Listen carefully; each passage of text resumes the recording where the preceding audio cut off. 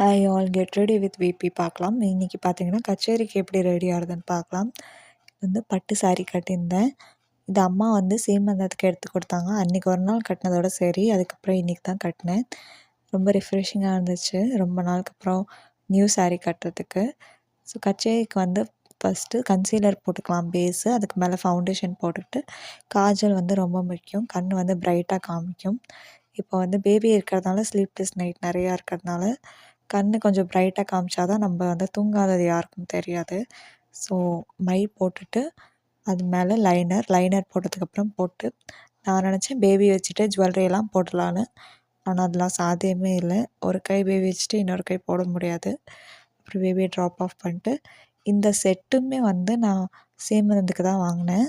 மீஷோவில் தான் வாங்கினேன். 800 ருபீஸ் வந்துச்சு. இந்த சின்ன நெக்லஸ் ஒன்று, இதுக்கப்புறம் ஒரு பிக் நெக்லஸ், இந்த தோடு செட்டு, நெத்திச்சூடி, ஒட்டியானம், இது எல்லாமே சேர்த்து 800 தான் வந்துச்சு.